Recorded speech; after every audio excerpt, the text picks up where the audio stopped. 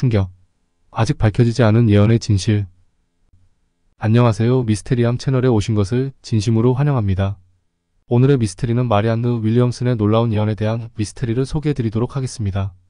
마리안느 윌리엄슨은 미국의 영적 지도자이자 작가와 정치활동가로 알려져 있습니다.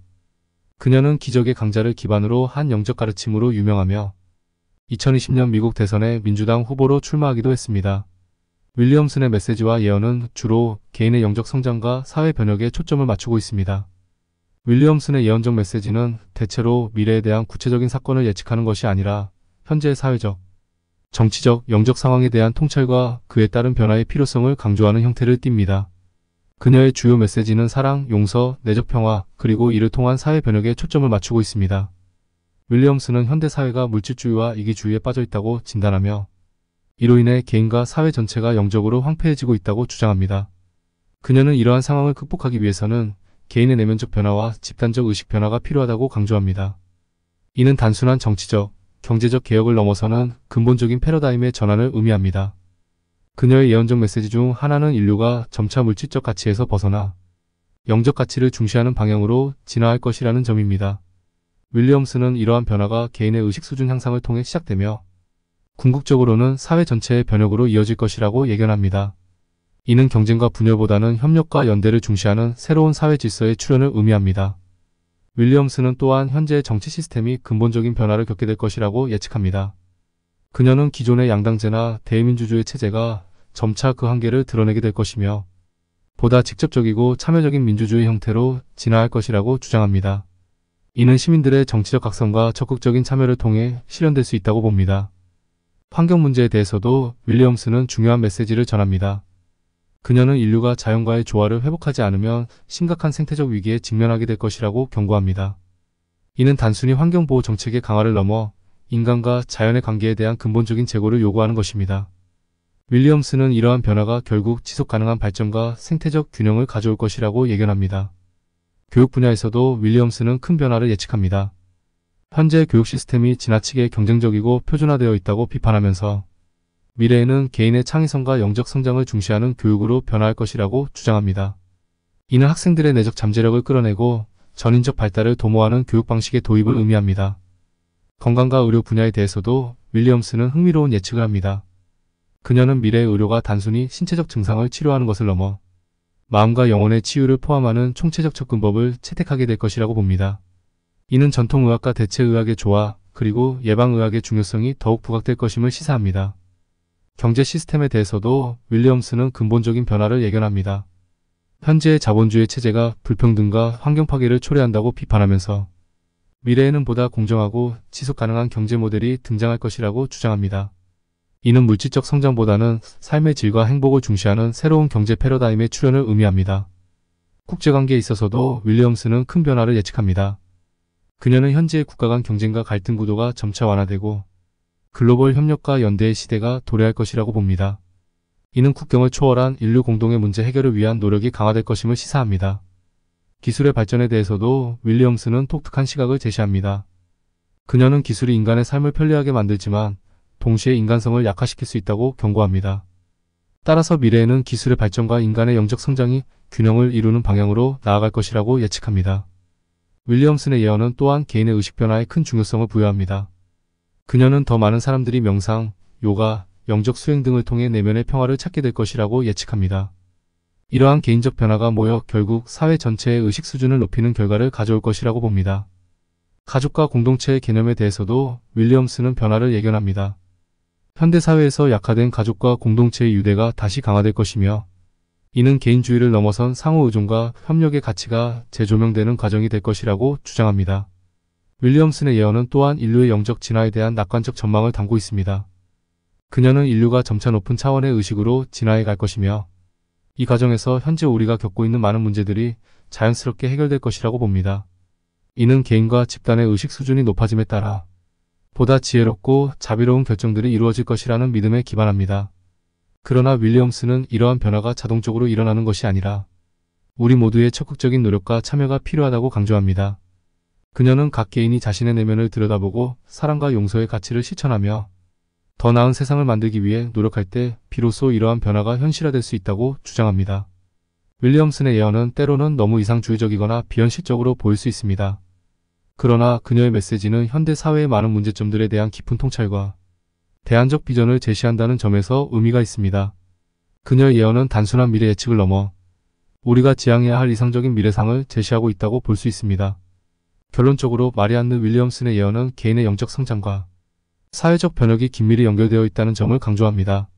그녀는 인류가 직면한 다양한 위기를 극복하고 더 나은 미래를 만들어가기 위해서는 우리의 의식 수준을 높이고 사랑과 연민 용서의 가치를 실천해야 한다고 주장합니다. 이러한 메시지는 현대 사회의 많은 문제들에 대한 근본적인 해결책을 모색하는 데 중요한 통찰을 제공합니다. 끝으로 그녀의 예언 중 일부가 어떻게 전개되었는지 살펴보겠습니다. 1. 어긋난 예언. 마리안 윌리엄슨의 예측이나 견해가 비판에 직면한 분야 중 하나는 정치적 변화를 가져오는 사랑과 영적 각성의 힘에 대한 그녀의 입장입니다. 윌리엄슨은 집단적 각성이 사회적, 정치적 개혁으로 이어질 수 있다고 믿으며 의식의 변화를 오랫동안 옹호해왔습니다. 그러나 실제적이고 종종 분열이 일어나는 정치 세계에서는 이러한 비전이 완전히 실현되지 않았습니다. 예를 들어 사랑과 영적인 원칙으로 이끄는 아이디어를 중심으로 구축된 그녀의 2020년 대선 캠페인은 유권자들 사이에서 큰 관심을 얻지 못했습니다. 그녀의 메시지는 헌신적인 추종자들에게 반향을 불러일으켰지만 광범위한 정치적 지지로 이어지지는 않았으며 이는 주로 영적 각성에 뿌리를 둔 정치운동의 이상이 예상보다 실현하기가 더 어려울 수 있음을 시사했습니다. 2. 실현된 예언. 윌리엄슨은 사회적 단절, 탐욕, 두려움에 기반한 정책의 결과에 대해 목소리를 높여왔습니다. 그녀는 이러한 근본적인 문제를 해결하지 않으면 사회는 혼란과 분열이 증가하고 전반적인 복지가 저하될 것이라고 경고했습니다. 최근 몇 년 동안 이러한 우려 중 많은 부분이 정치적 양극화, 사회 불안, 정신건강위기 증가로 나타났습니다. 사회가 불평등, 기후변화, 정의 문제에 접근하는 방식에 대한 심층적이고 체계적인 변화의 필요성에 대한 그녀의 강조는 전 세계적으로 추진력을 얻은 운동과 토론에 반영되었습니다. 인종정의, 기후행동, 경제적 불평등과 같은 문제에 대한 인식과 행동주의의 증가는 오랫동안 옹호해온 각성 유형을 반영하며 그러한 운동의 필요성과 출현에 대한 그녀의 예측이 성견지명이 있음을 보여줍니다. 3. 미래에 주목해야 할 예언. 앞으로 주목해야 할 마리안 윌리엄슨의 가장 중요한 예언 중 하나는 보다 자비롭고 상호 연결된 글로벌 사회를 포용하지 못한 결과에 대한 경고입니다. 그녀는 민족주의, 외국인 혐오증, 환경 무시의 위험성에 대해 일관되게 말하면서 인류가 지구에 대한 더 큰 공감과 청지기직을 향해 전환하지 않으면 그 결과는 심각할 것이라고 예측했습니다. 이 예언은 기후변화, 난민위기, 세계 여러 지역의 권위주의 부상 등 현재 진행 중인 글로벌 문제와 일치합니다. 이러한 문제가 계속 진화함에 따라 보다 자비로운 정책과 행동을 향한 집단적 전환을 요구하는 마리안 윌리엄슨의 요구는 점점 더 중요해질 수 있습니다. 오늘의 영상은 어떠셨나요? 흥미로우셨나요? 저는 다음에도 재미있는 이야기로 돌아오겠습니다. 지금까지 미스테리함이었습니다. 감사합니다.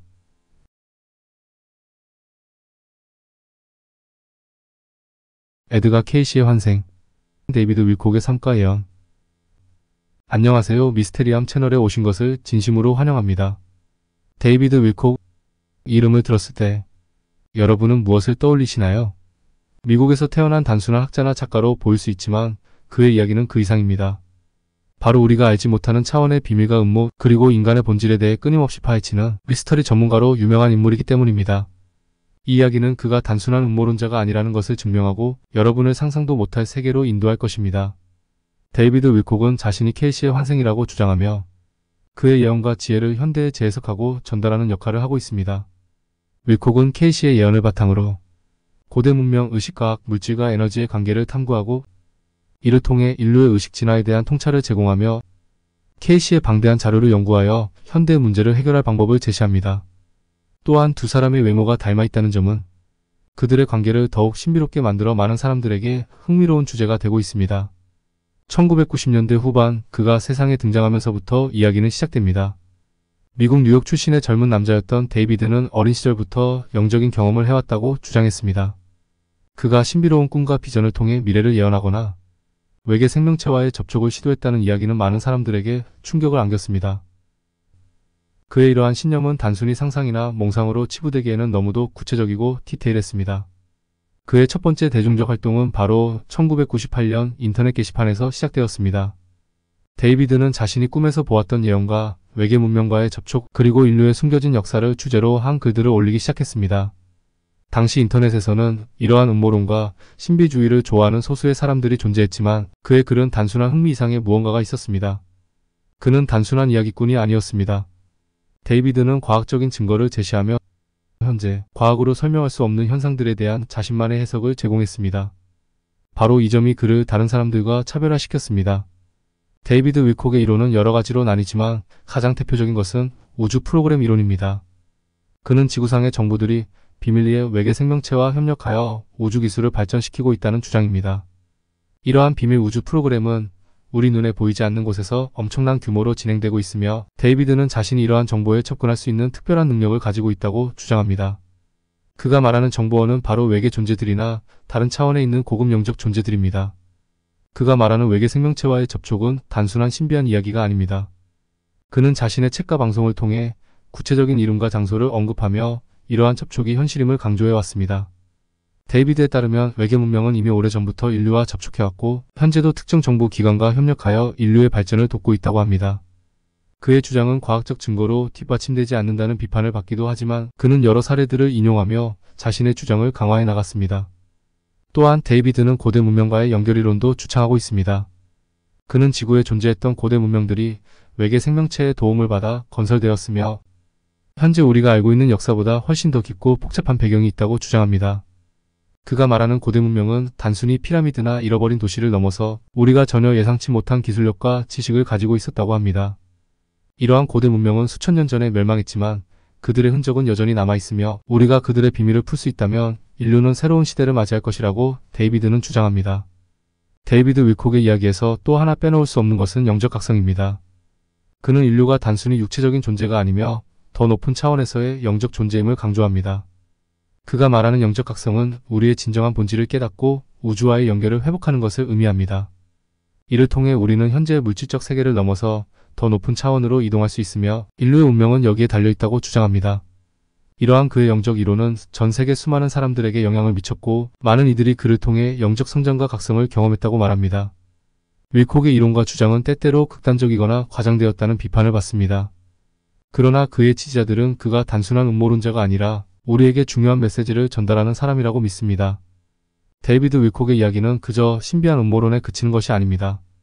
그의 주장은 단순히 외계 생명체나 비밀 우주 프로그램에 대한 이야기로 끝나지 않고 더 깊은 차원에서 인간의 존재와 영적 성장을 탐구하는 것에 있습니다.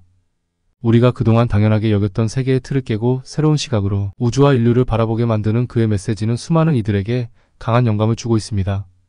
이쯤에서 미래 예언가로 알려져 있는 데이비드 윌콕의 예언 중 몇 가지는 매우 정확했으나 다른 예언들은 틀렸게 소개해드리겠습니다. 먼저 이루어진 예언.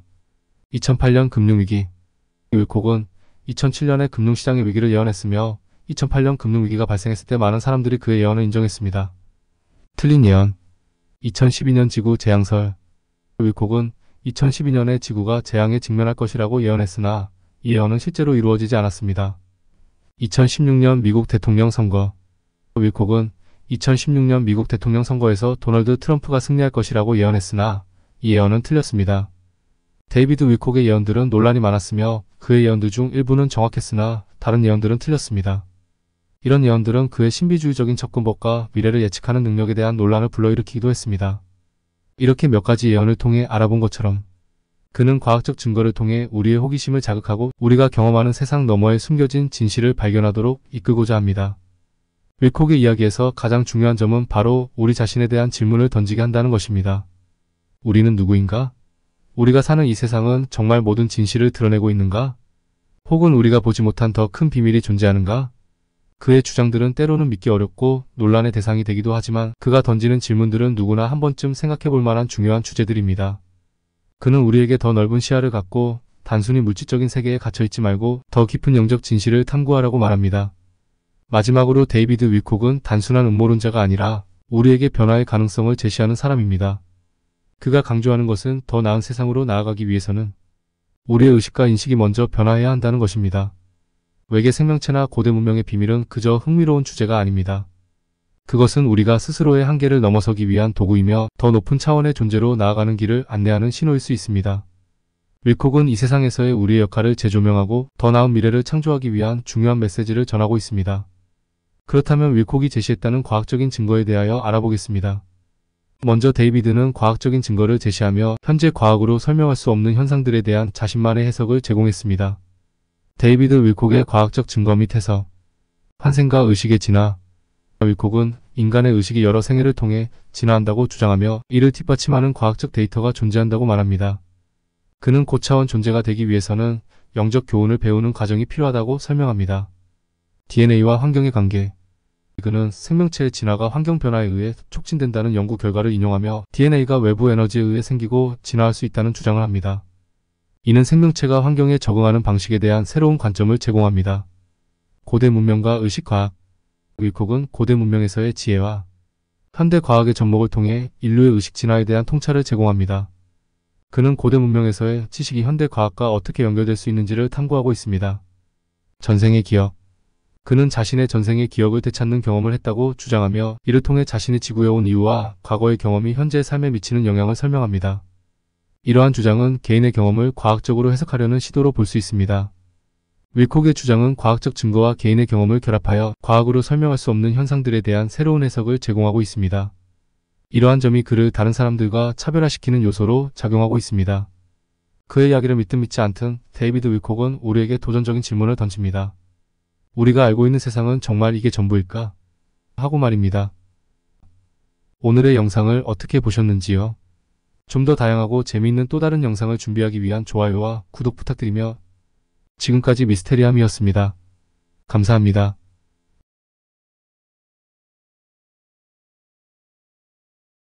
안녕하세요. 미스테리함 채널에 오신 것을 진심으로 환영합니다. 오늘의 영상은 예언의 진실 제인 로버츠가 남긴 경고와 희망이라는 제목으로 영상을 준비하였으니 재미있게 시청 바라며 지금 바로 시작하겠습니다. 제인 로버츠는 1929년부터 1984년까지 활동한 미국의 작가이자 예언가로 그녀의 예언은 현대 영성 및 심리학 분야에서 큰 영향을 미쳤습니다.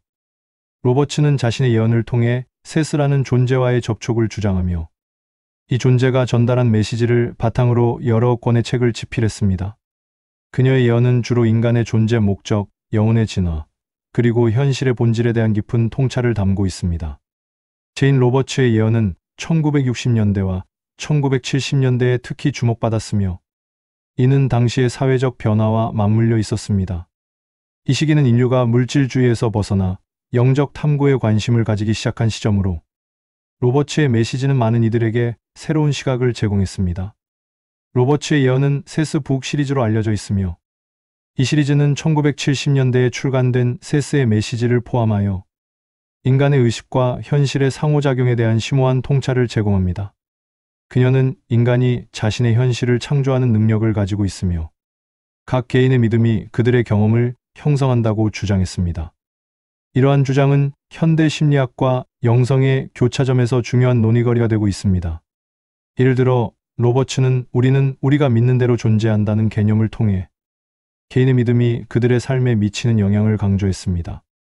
이는 현대의 긍정적 사고와 자기개발 분야에서도 유사한 주제로 다루어지고 있습니다. 로버츠의 예언은 또한 인간의 영혼이 여러 생을 거치며 진화한다는 개념을 포함하고 있습니다. 그녀는 영혼이 다양한 경험을 통해 성장하고 각 생에서의 선택이 다음 생에 영향을 미친다고 설명했습니다.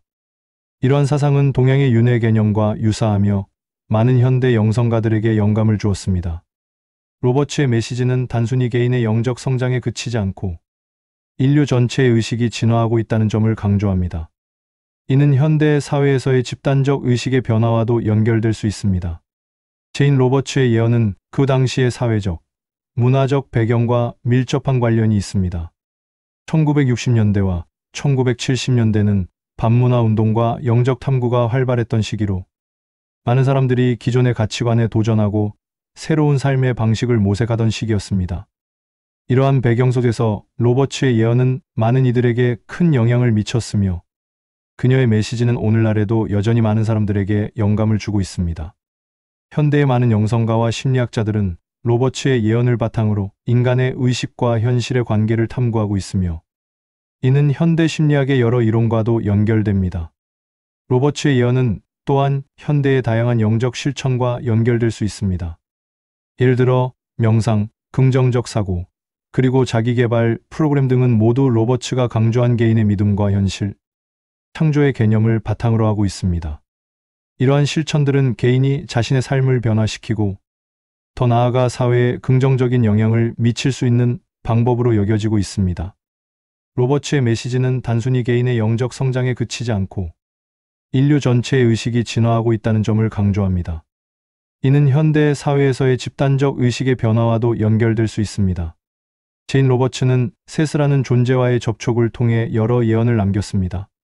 그녀의 예언은 주로 인간의 존재 목적, 영혼의 진화, 그리고 현실의 본질에 대한 통찰을 담고 있습니다. 로버츠의 예언 중 일부는 다음과 같습니다. 1. 인간의 현실 창조. 로버츠는 인간이 자신의 믿음과 생각을 통해 현실을 창조할 수 있다고 주장했습니다. 이는 현대의 긍정적 사고와 자기개발 이론과 연결됩니다. 그녀는 우리는 우리가 믿는 대로 존재한다는 메시지를 통해 개인의 믿음이 그들의 경험을 형성한다고 강조했습니다. 2. 영혼의 진화. 로버츠는 영혼이 여러 생을 거치며 진화한다고 설명했습니다. 각 생에서의 선택이 다음 생에 영향을 미친다는 개념은 동양의 윤회 사상과 유사합니다. 이는 많은 현대 영성가들에게 영감을 주었습니다. 3. 집단적 의식의 변화. 그녀는 인류 전체의 의식이 진화하고 있으며 이는 개인의 영적 성장과 연결된다고 주장했습니다. 이는 현대 사회에서의 집단적 의식의 변화와도 관련이 있습니다. 4. 환경 변화. 로버츠는 지구의 환경 변화와 관련된 예언도 했습니다. 그녀는 기후 변화와 자연재해가 인류의 의식 변화와 연결되어 있다고 보았습니다. 이러한 예언 중 일부는 현실에서 이루어진 것으로 평가받고 있습니다. 예를 들어 인간의 현실 창조에 대한 개념은 현대 심리학과 자기개발 분야에서 널리 받아들여지고 있습니다. 또한 환경 변화에 대한 경고는 현재의 기후, 위기와 맞물려 많은 이들에게 경각심을 주고 있습니다. 반면 로버츠의 예언 중 일부는 빗나간 것으로 평가되기도 합니다. 예를 들어 그녀가 예언한 특정 사건이나 날짜는 실제로 발생하지 않았습니다. 그녀의 예언이 빗나간 사례를 3가지 소개해드리겠습니다. 제인 로버츠의 예언 중 일부는 특정 사건이나 날짜와 관련이 있었으나 실제로 발생하지 않은 경우입니다. 다음은 그 예시입니다. 1. 1975년의 대재앙. 로버츠는 세스의 메시지를 통해 1975년에 인류가 큰 재앙을 겪을 것이라고 예언했습니다. 이 재앙은 환경적, 사회적, 정치적 혼란을 포함할 것으로 예상되었으나 해당 연도에는 특별한 대재앙이 발생하지 않았습니다. 이 예언은 많은 사람들에게 불안감을 주었지만 결과적으로는 실현되지 않았습니다. 2. 1980년대의 인류 의식 변화. 로버츠는 1980년대 중반에 인류의 의식이 급격히 변화할 것이라고 예언했습니다. 그녀는 이 시기에 사람들이 더 높은 차원의 의식을 경험하게 되고 물질주의에서 벗어나 영적 가치에 집중하게 될 것이라고 주장했습니다. 그러나 1980년대는 여전히 물질주의가 강하게 지배하던 시기로 그녀의 예언은 현실과 맞지 않았습니다. 3. 2000년의 종말론적 사건. 로버츠는 2000년대 초에 인류가 큰 변화를 겪을 것이라고 예언했습니다. 특히 2000년이 되면 인류가 새로운 의식의 차원으로 진입할 것이라고 하였으나 이 시점에 특별한 사건이나 변화가 일어나지 않았습니다. 오히려 2000년대 초반은 기술 발전과 글로벌화가 진행되었지만 로버츠가 예언한 대규모의 의식적 변화는 나타나지 않았습니다. 이러한 예언들은 종종 해석의 여지가 많고 개인의 믿음이나 상황에 따라 다르게 받아들여질 수 있습니다. 로버츠의 예언 형식은 주로 세스와의 대화 형식으로 이루어졌습니다. 그녀는 세스의 메시지를 직접 받아 적으며 이를 통해 독자들에게 전달했습니다. 이러한 형식은 독자들에게 신비로운 느낌을 주며 예언의 신뢰성을 높이는 데 기여했습니다. 또한 그녀의 예언은 심리학적, 철학적 요소를 포함하고 있어 단순한 예언을 넘어 인간 존재에 대한 깊은 통찰을 제공합니다. 결론적으로 제인 로버츠의 예언은 단순한 예언을 넘어 인간 존재의 본질과 현실의 구조에 대한 깊은 통찰을 제공합니다. 그녀의 메시지는 현대 사회에서 여전히 유효하며 많은 이들에게 영감을 주고 있습니다. 로버츠의 예언은 개인의 믿음이 현실을 창조하는 힘을 가지고 있다는 점을 강조하며 이는 현대 심리학과 영성의 교차점에서 중요한 논의거리가 되고 있습니다. 제인 로버츠의 예언은 단순한 예언을 넘어 인간 존재의 본질과 현실의 구조에 대한 깊은 통찰을 제공합니다. 그녀의 메시지는 현대 사회에서 여전히 유효하며 많은 이들에게 영감을 주고 있습니다. 오늘의 영상은 어떠셨나요? 다소 부족하더라도 너그럽게 이해 바라며 좀 더 재미있고 유익한 미스테리를 찾아서 소개해 드리도록 노력하겠습니다. 지금까지 미스테리함 채널이었습니다. 감사합니다.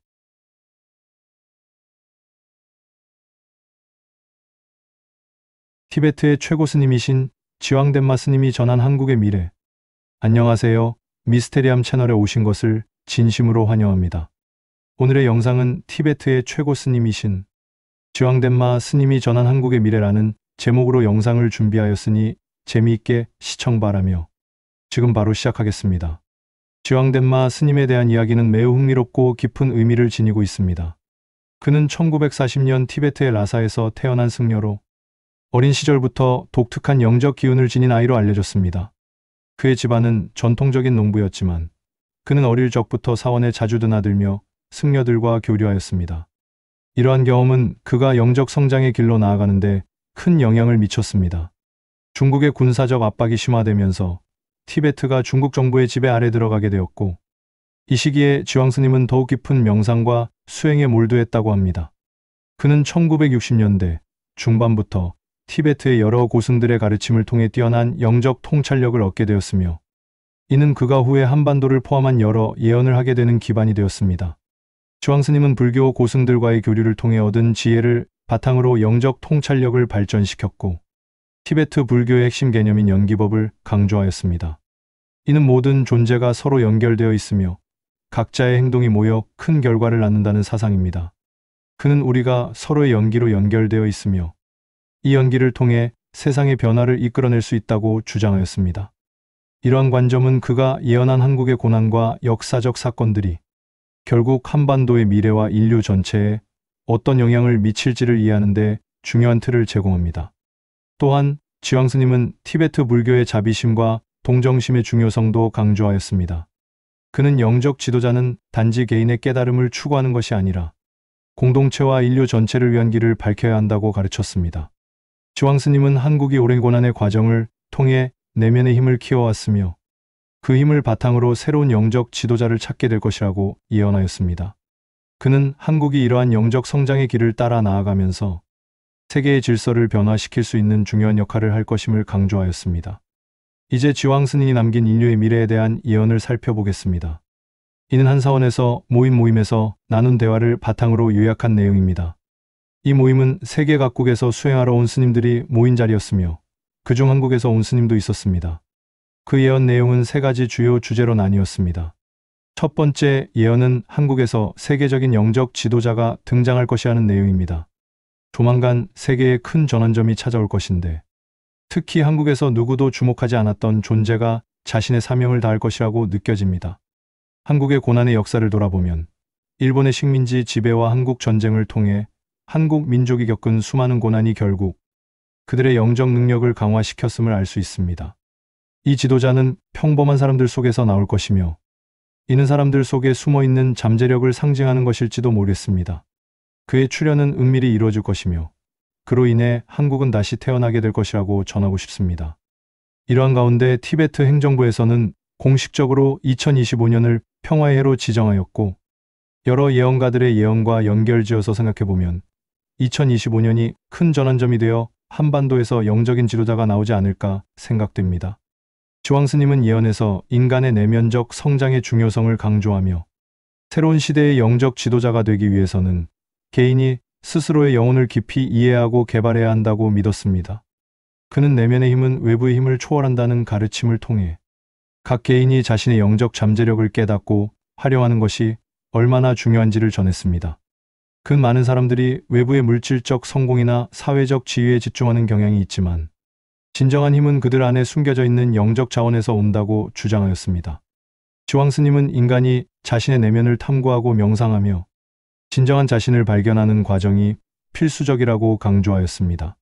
그는 이를 통해 사람들은 더욱 깊은 자아 인식과 함께 진정한 행복을 찾을 수 있다고 믿었습니다. 그는 이러한 내면적 성장을 이루기 위해 명상과 자아 성찰의 중요성을 강조하였습니다. 큰 명상을 영혼의 거울이라고 표현하며 명상을 통해 자신이 진정으로 원하는 것이 무엇인지, 삶의 목적이 무엇인지를 깨닫게 된다고 하였습니다.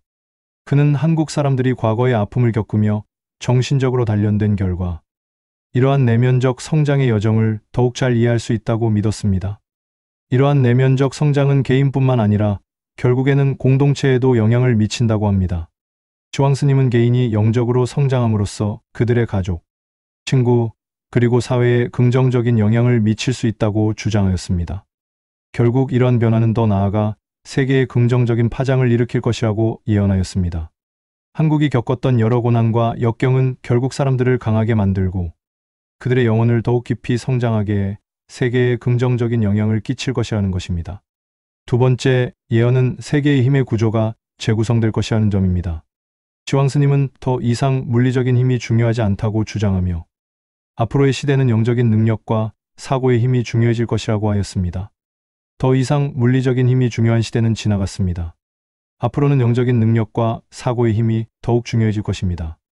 인류는 이제까지 잃어버렸던 진정한 힘을 되찾을 것이며 이러한 변화를 중심으로 세계는 재구성될 것으로 여겨집니다.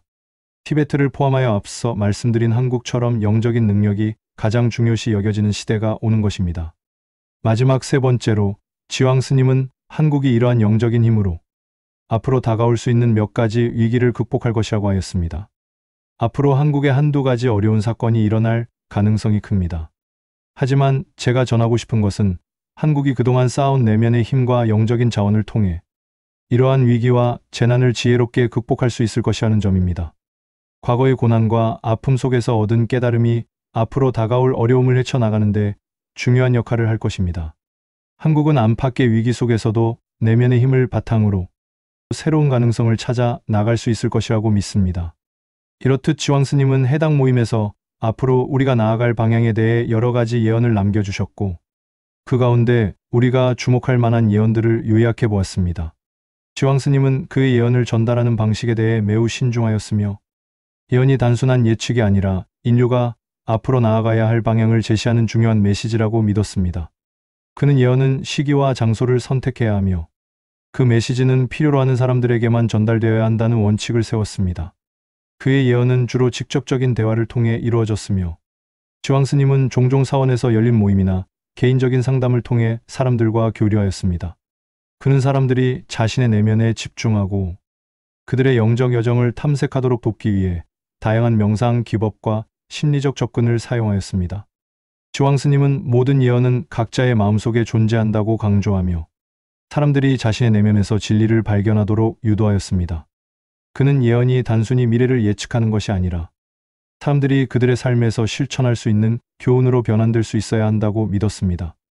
예언은 사람들에게 희망과 영감을 주어야 하며 이를 통해 그들의 내면적 성장을 촉진해야 한다는 메시지도 남겼습니다. 지황 스님의 예언은 단지 미래를 말하는 것이 아니라 우리 모두가 내면의 힘을 통해 더 나은 세상을 만들 수 있다는 희망의 메시지를 전하고 있습니다. 한국과 세계는 다가오는 도전들을 통해 더욱 단단해질 것이며 우리가 주체적으로 이끌어 만들어갈 밝은 미래가 기다리고 있습니다. 지황 스님은 지금도 티베트의 산중에서 많은 이들이 찾는 영적 스승으로 남아 있으며 그의 메시지는 여전히 많은 사람들에게 깊은 영감을 주고 있습니다. 오늘의 영상은 어떠셨나요? 다소 부족하더라도 너그럽게 이해 바라며 좀 더 재미있고 유익한 미스테리를 찾아서 소개해 드리도록 노력하겠습니다. 지금까지 미스테리함 채널이었습니다. 감사합니다.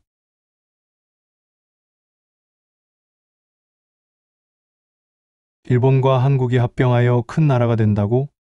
안녕하세요. 미스테리함 채널에 오신 것을 진심으로 환영합니다. 오늘의 영상은 과연 그의 불길한 예언이 이루어질까? 라는 제목으로 영상을 준비하였으니 재미있게 시청 바라며 지금 바로 시작하겠습니다. 타카시 모리야마라는 일본의 예언가에 대해 아시는 분들이 많을 것입니다. 그는 도쿄의 한 작은 서점에서 자주 모습을 드러내던 남자로 20여 년 전부터 사람들과의 대화는 거의 하지 않았지만 그의 중얼거림은 많은 이들에게 깊은 인상을 남겼습니다. 스스로를 예언가라고 칭하지 않았으나 그의 예언은 시간이 지나면서 현실로 드러나기 시작했습니다. 특히 그는 일본의 미래에 대해 경고하며 20년에서 30년 사이에 치명적인 전염병이 일본을 강타할 것이라고 예언했습니다. 그의 예언은 아마도 코로나를 겨냥하지 않았을까 싶기도 합니다. 그것이 아니라면 코로나보다 더 무서운 전염병이 창궐할지도 모를 테지만 말입니다.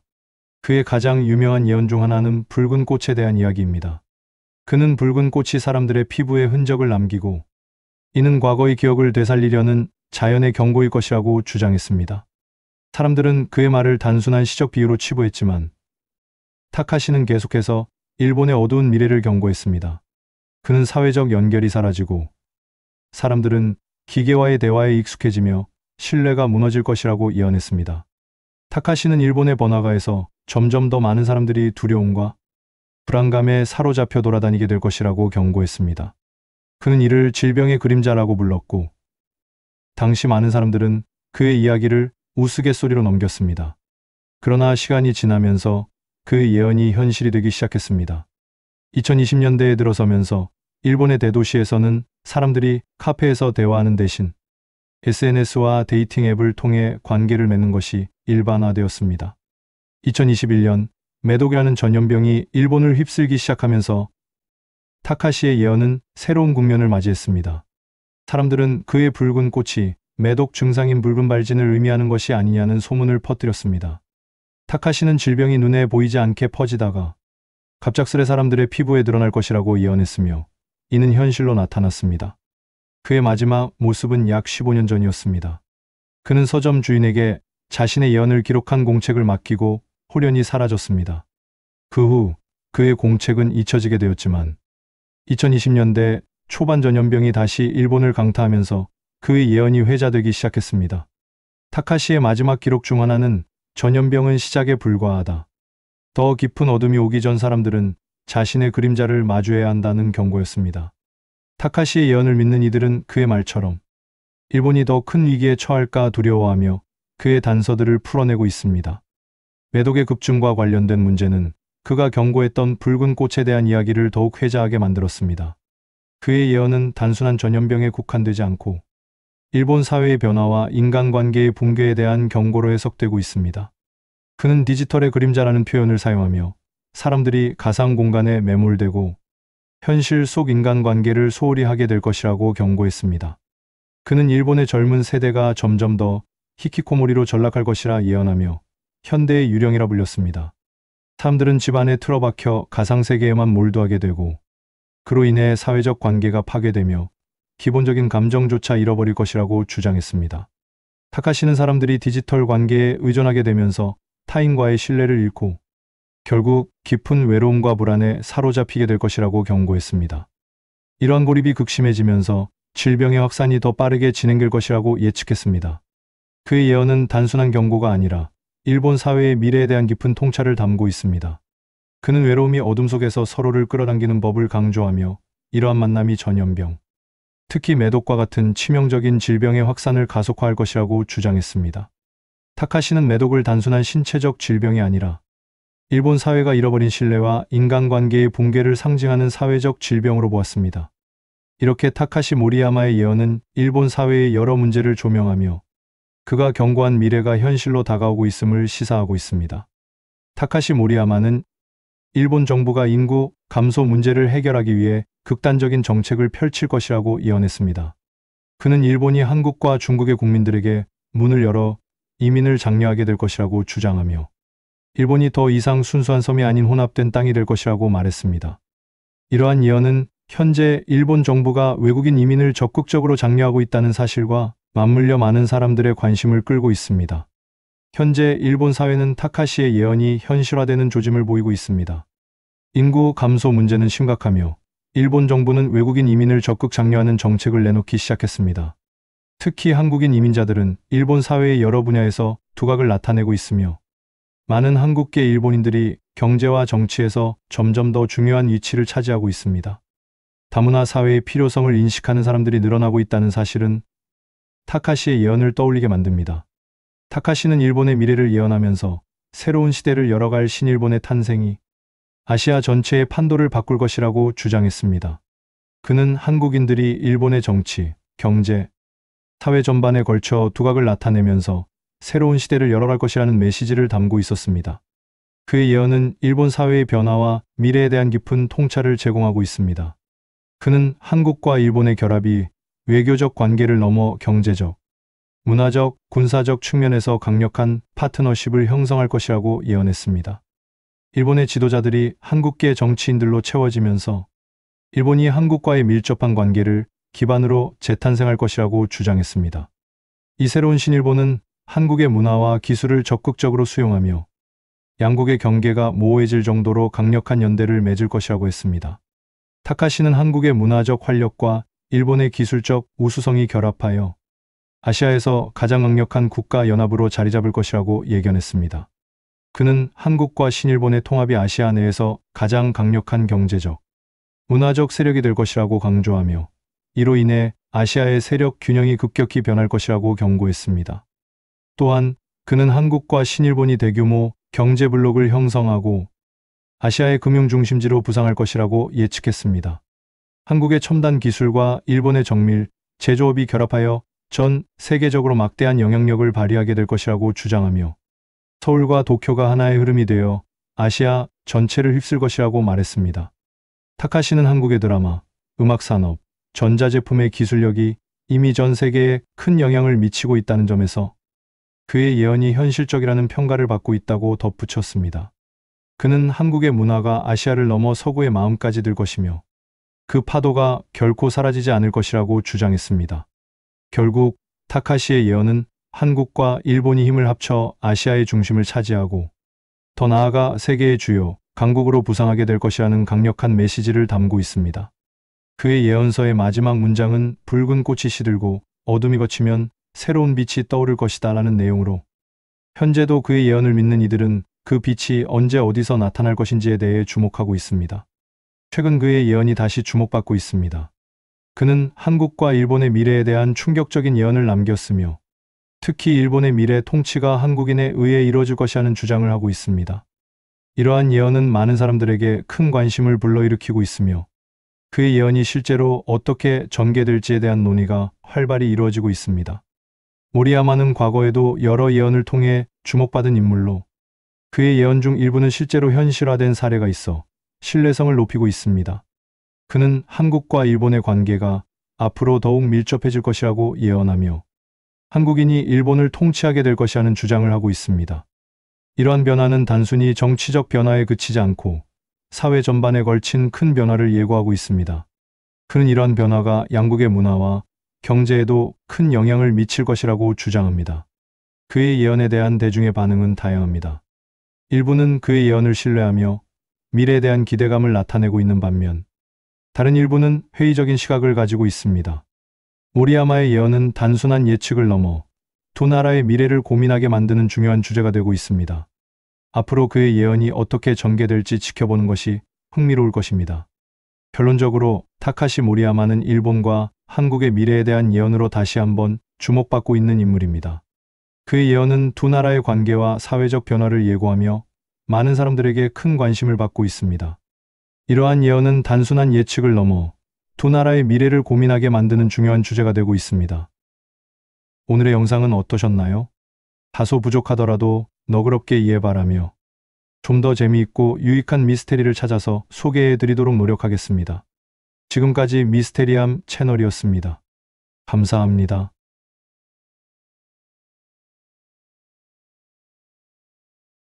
달라이 라마와 예언가들이 전하는 십자가에 대한 경고.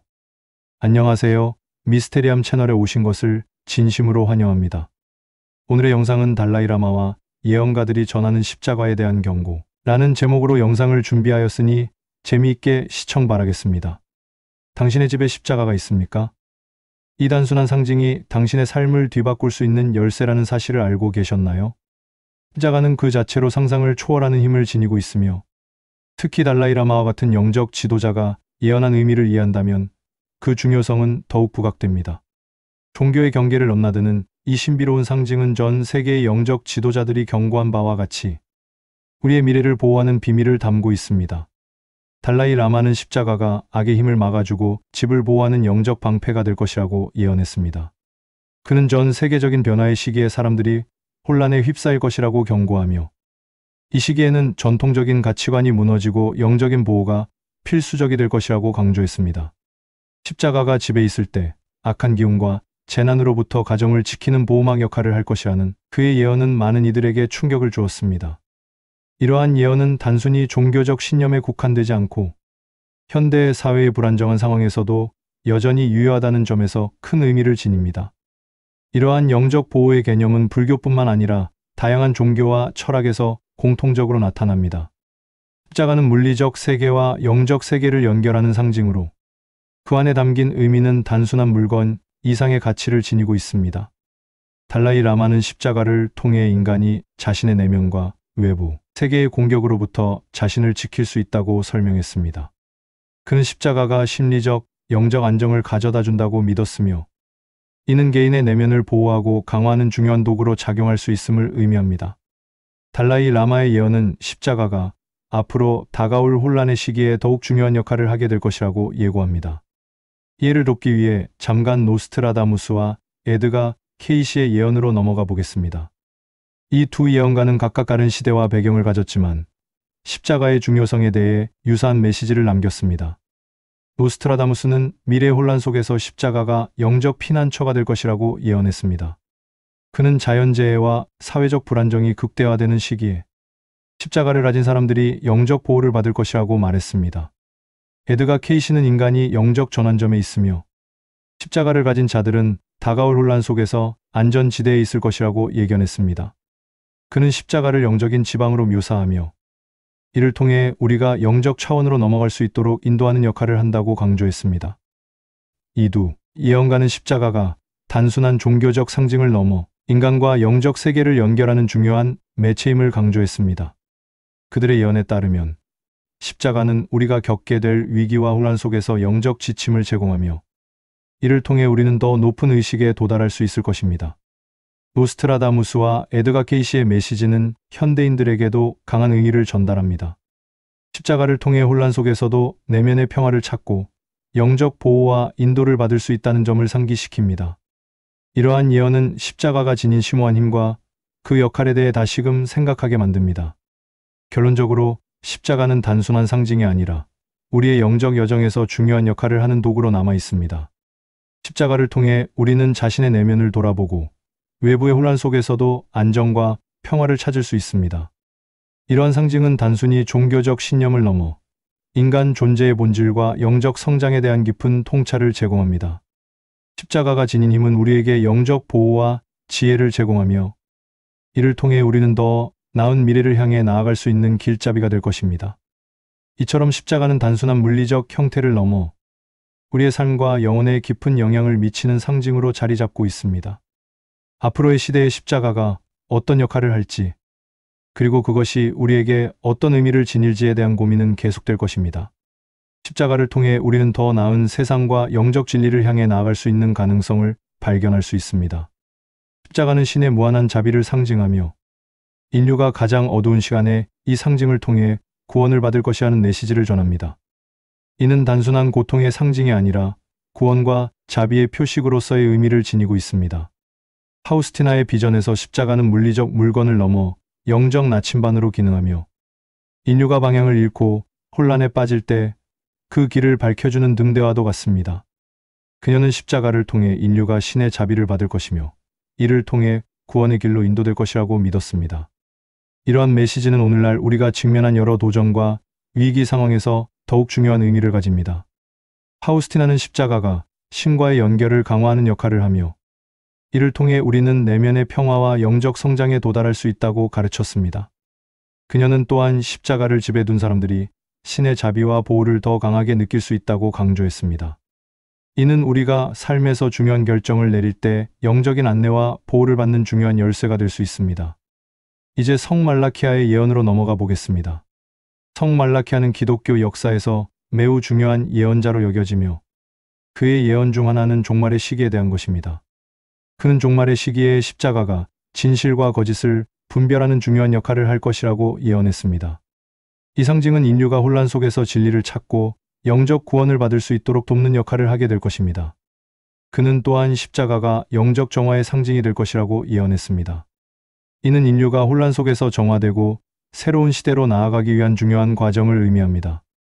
말라키아의 예언에서 십자가는 단순히 종교적 상징이 아닌 영적 변화를 촉진하는 도구로 작용합니다. 이를 통해 인류는 더 높은 차원의 의식으로 나아가며 내면의 평화와 영적 성장을 이룰 수 있습니다. 그의 예언은 우리에게 십자가가 가진 심오한 영적 의미를 다시 한번 생각하게 만듭니다. 또한 그는 종말의 시기에 십자가를 지닌 사람들이 신의 보호를 받을 것이라고 말했습니다. 이는 다가올 시기에 십자가를 통해 보호를 받을 수 있는 방법을 고려해야 함을 시사합니다. 위에서 여러 예언에서처럼 달라이 라마의 예언에서의 십자가에 대한 언급은 많은 이들에게 놀라운 일이었습니다. 그는 십자가를 단순한 종교적 상징으로만 보지 않고 인류의 영적 변화를 촉진하는 힘으로 해석했습니다. 그의 예언에 따르면 십자가는 기독교인들에게만 의미가 있는 것이 아닙니다. 그는 십자가를 영혼의 정화와 변형의 상징으로 보았으며 이 상징이 다가올 혼란의 시기에 인류를 보호할 것이라고 예언했습니다.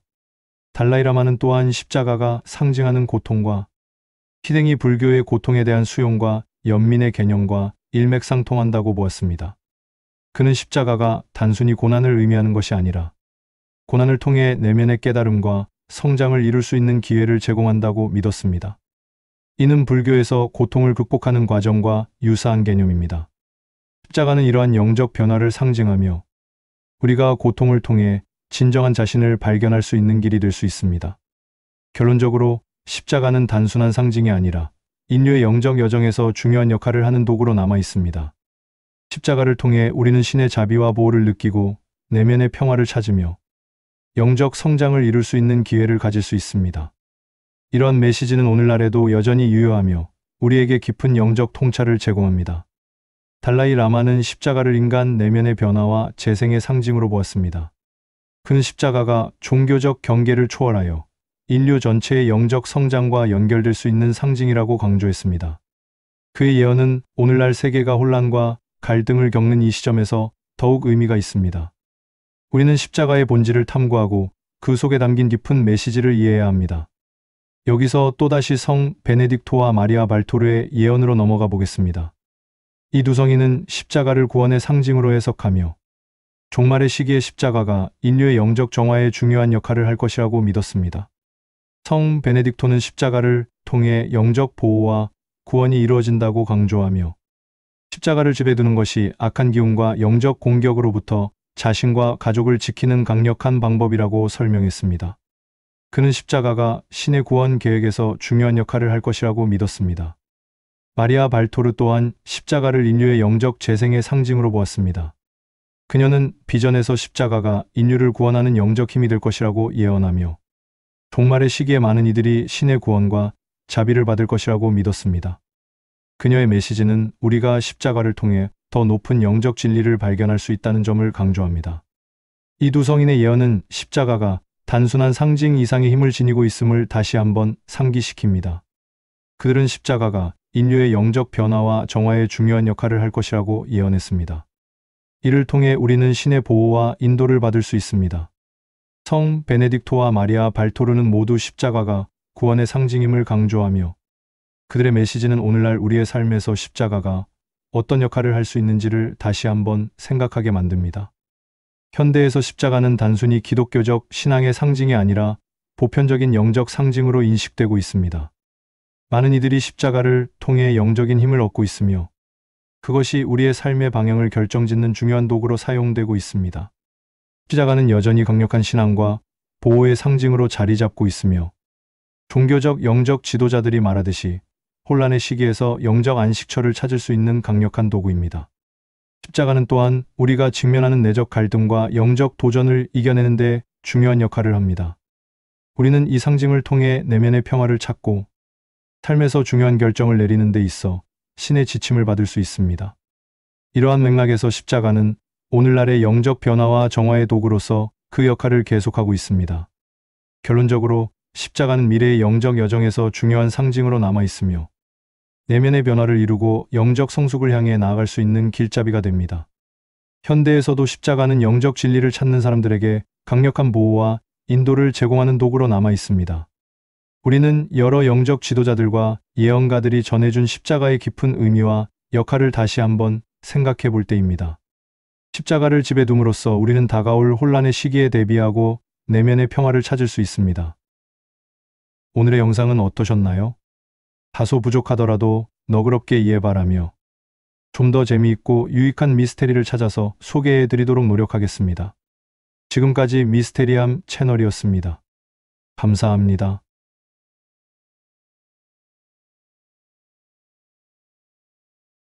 신의 뜻을 전하는 성 말라키아의 예언. 안녕하세요. 미스테리함 채널에 오신 것을 진심으로 환영합니다. 오늘의 영상은 신의 뜻을 전하는 성 말라키아의 예언 라는 제목으로 영상을 준비하였으니 재미있게 시청 바라겠습니다. 성 말라키아의 예언은 중세시대 아일랜드의 성직자이자 예언가인 성 말라키아의 이름을 따온 것으로 그의 예언은 12세기 중반에 작성된 것으로 알려져 있습니다. 성 말라키아는 로마 교황청과의 관계를 통해 교회의 부패와 타락을 비판하며 종말의 징후와 교회의 미래에 대한 예언을 남겼습니다. 그의 예언은 특히 교황의 목록으로 유명한데 이는 그가 예언한 교황들의 이름과 그들의 재임 기간을 포함하고 있습니다. 이 목록은 112개 교황의 이름을 나열하며 마지막 교황에 대한 예언은 피에트로 로마노라는 이름으로 알려져 있습니다. 성 말라키아의 예언은 교회의 역사와 신학에 깊은 영향을 미쳤습니다. 그는 교황의 권위와 교회의 정체성에 대한 질문을 던지며 중세 유럽의 정치적, 종교적 상황과 밀접한 관련이 있습니다. 당시 유럽은 교황권과 세속 권력 간의 갈등이 심화되던 시기로 성 말라키아의 예언은 이러한 갈등을 배경으로 하여 교회의 정체성과 권위에 대한 질문을 던졌습니다. 그의 예언은 교회의 부패와 타락을 비판하는 동시에 신자들에게 경각심을 일깨우는 역할을 했습니다. 성 말라키아의 예언은 현대에 들어서도 여러 해석을 낳고 있으며 특히 종말론적 관점에서 주목받고 있습니다. 많은 사람들은 그의 예언이 현재의 정치적, 사회적 혼란과 연결되어 있다고 믿고 있으며 이는 종교적 신념과 결합하여 종말에 대한 두려움과 기대를 불러일으키고 있습니다. 예를 들어 성 말라키아의 마지막 교황에 대한 예언은 일부 신자들 사이에서 현재의 교황 프란치스코와 연결되기도 하며 이는 그가 재임하는 동안 교회가 겪고 있는 여러 도전과 위기를 반영하는 것으로 해석됩니다. 성 말라키아의 예언은 기독교 신앙을 가진 사람들뿐만 아니라 일반 대중에게도 큰 관심을 받고 있습니다. 이는 종말에 대한 두려움과 호기심이 결합되어 사람들이 예언의 진위를 확인하고자 하는 욕구를 자극하기 때문입니다. 여러 연구자들은 성 말라키아의 예언이 단순한 예언이 아니라 당시 사회의 불안과 갈등을 반영한 문학적 작품으로 보기도 합니다. 이와 같은 해석은 예언의 역사적 맥락을 이해하는 데 도움을 주며 현대 사회에서의 적용 가능성을 탐구하는 데 기여합니다. 성 말라키아의 예언은 올리브의 영광이 7 언덕의 도성에 비로소 임하니 이는 선지자가 하신 말씀을 이루기 위함이라 새로운 교황을 암시한 중세 예언서가 적중했다는 말들이 호사가들을 통해 인터넷에 확산되고 있습니다. 이른바 말라키아 예언서가 화제의 대상입니다. 일부 가톨릭 관련 사이트에서 처음 나돌던 말라키아 예언서는 새 교황의 선출을 전후해서는 구미 언론 사이트에도 관심 있게 보도되고 있는 실정입니다.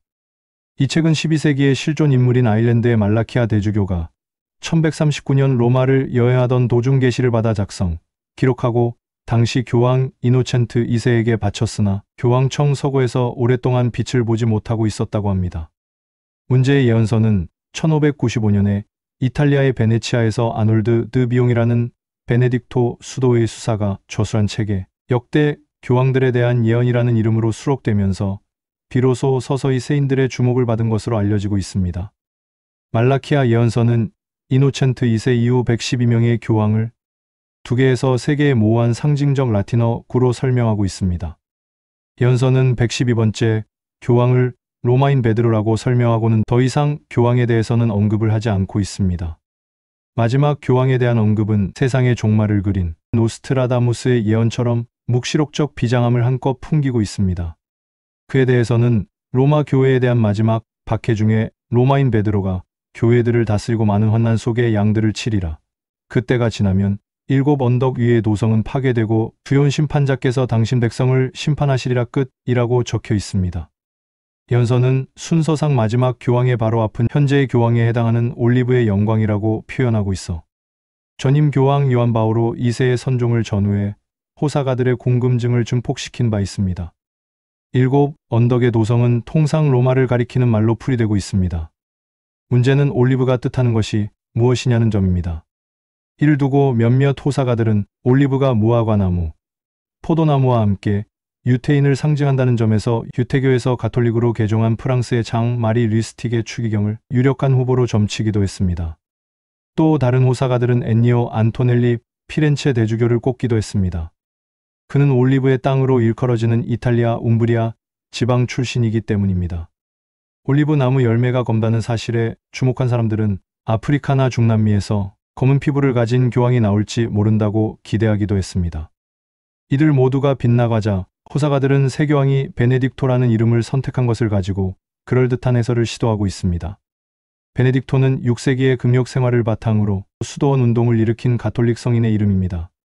가톨릭 교회사를 보면 베네딕토 수도회에는 14세기에 개혁을 표방한 분파가 생겨났으며 이단 의혹을 벗어난 뒤 본거지를 올리브산이라고 불렀다고 합니다. 이들은 올리베타노 성 베네딕토 수도회로 불리며 올리브 가지를 상징으로 쓰고 있습니다. 호사가들은 올리브의 영광이란 바로 새 교황의 이름이 베네딕토 16세가 될 것이라는 점을 암시한 것이라고 주장합니다. 이에 덧붙여 베네딕토 성인 스스로가 그의 수도회에서 세상의 종말이 다가올 무렵 교황이 배출돼 악과의 투쟁을 이끌 것이라고 예언하기도 했다며 말라키아 예언서는 이번에도 여지없이 적중했다고 말합니다. 예언서를 신뢰하는 사람들은 말라키아 예언서가 상당히 용하다며 직전 교황인 요한 바오로 2세를 포함한 다양한 근거 사례를 제시합니다. 일례로 요한 23세는 목자이며 사공이라고 표현되어 있는데 이는 그가 물의 도시인 베네치아 출신임을 가리킨 말이라는 것입니다. 당시 미국 추기경이 교황이 될 욕심으로 양을 실은 배를 로마의 티베르랑에 띄웠다는 루머도 눈길을 끕니다.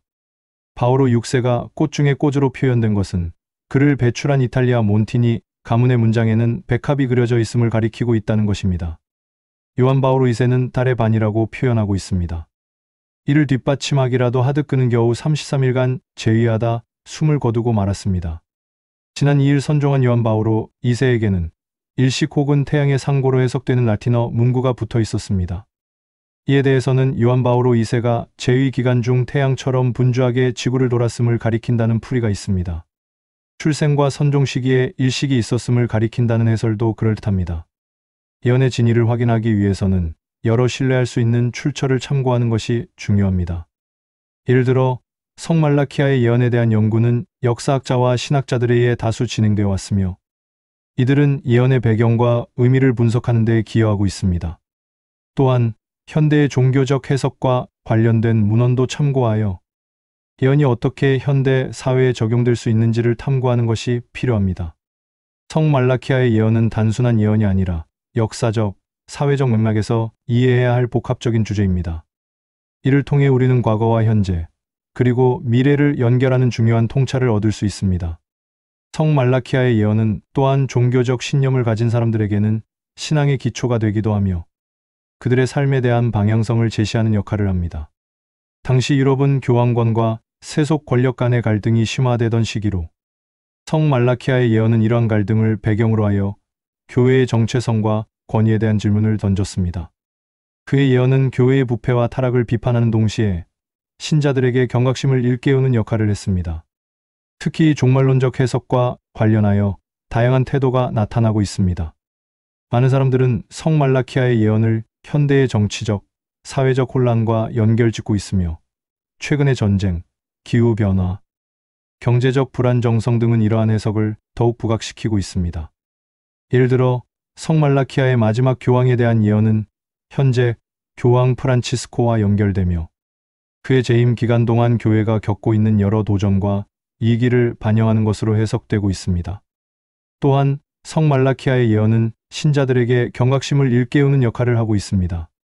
많은 신자들은 예언을 통해 교회의 부패와 타락을 비판하며 신앙의 기초를 다시 점검하는 계기로 삼고 있습니다.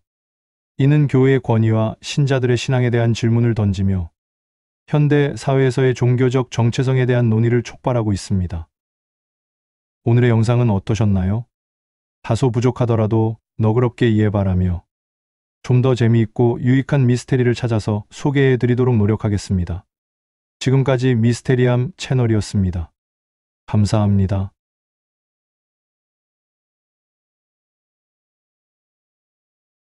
2025년 대한민국에 일어날 엄청난 일들. 마앤펑은 한국의 미래를 예언하며 한국이 세계 각국과의 교류를 통해 번영할 것이라고 전했습니다. 그는 한국이 미래에 중요한 역할을 할 것이며 문화와 기술의 발전이 이루어질 것이라고 예언했습니다. 또한 그는 한국이 평화를 유지하고 세계의 중립국으로 자리 잡을 것이라고도 말했습니다.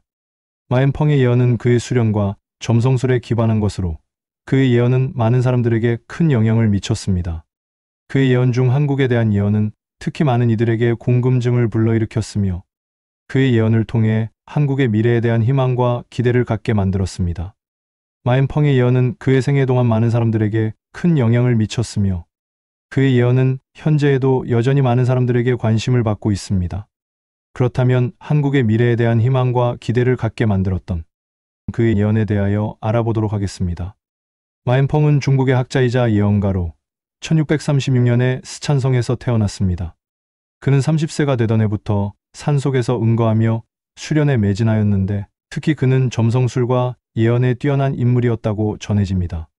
1738년에 사망한 그는 생전 산속에 머물면서도 세상의 다양한 분야에 대해 두루 알고 많은 예언을 남겼다고 합니다.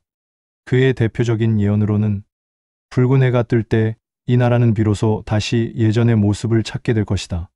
검은 고래가 출몰하면 전쟁이 시작될 것이다. 또한 현대에 와서 재조명되며 그의 예언이라고 발표가 된 예언들 중 유명한 3가지도 함께 소개하도록 하겠습니다. 물론 현대에 와서 발표된 예언이라는 점 감안하시길 바라겠습니다. 먼저 첫 번째로 2020년 코로나19 팬데믹. 마앤펑은 2019년에 코로나19 팬데믹이 2020년에 발생할 것이라고 예언했습니다. 그는 이 팬데믹이 전 세계적으로 큰 영향을 미칠 것이라고 말했습니다. 두 번째로 2022년 중국 경제 성장. 마앤펑은 2022년에 중국 경제가 빠르게 성장할 것이라고 예언했습니다. 그는 중국 경제가 세계 경제에서 중요한 역할을 하게 될 것이라고 주장했습니다. 마지막 세 번째로는 2024년 중국의 국제 영향력 증가. 마앤펑은 2024년에 중국의 국제 영향력이 크게 증가할 것이라고 예언했습니다. 그는 중국이 세계 정치와 경제에서 더 중요한 위치를 차지할 것이라고 말했습니다. 그런데 그의 여러 예언 중에는 우리나라 대한민국에 대한 놀라운 예언도 있다고 합니다. 그렇다면 그가 한국을 향하여 했던 예언을 먼저 살펴보겠습니다. 남북으로 쪼개진 이 나라는 오랫동안 대국의 기로 사방이 막혀 길을 펴지 못할 것입니다. 그러나 해에 붉은 해가 뜰 때 이 나라는 비로소 다시 예전의 모습을 찾게 될 것입니다. 남북의 기가 팽창하여 결국에는 터질 것이니 동쪽의 바다의 검은 고래가 출몰하면 바람 소리와 천둥 소리가 들리면서 전쟁이 시작될 것입니다. 두 지도자가 싸우고 사방에서 군대가 이 나라로 모여들게 됩니다. 그렇게 불태운 지 7일째가 되는 날이 전쟁은 비로소 끝이 날 것입니다. 그러나 이 또한 새로운 시작의 상징입니다. 이후로 그 땅의 기운은 800년의 대운이 들어 북방으로 크게 통하게 되리니 그 누구도 그들의 번영을 막을 수는 없을 것입니다. 예언에서 말하는 남북으로 쪼개진 이 나라는 대한민국을 뜻하는 것으로 해석합니다. 예언에서 붉은 해가 뜰 때 이 나라는 비로소 다시 예전의 모습을 찾게 될 것이라고 하였습니다. 이 붉은 해가 뜰 때는 언제일까요? 이에 대해서는 여러 가지 의견이 있습니다. 우선 붉은색이라는 점에서는 공산당을 의미한다고 보는 의견이 있습니다. 빨간색이 공산당을 상징하는 색이기 때문입니다. 그러나 가장 많은 지지를 받는 의견은 60갑자를 이용한 명리학적 해석입니다.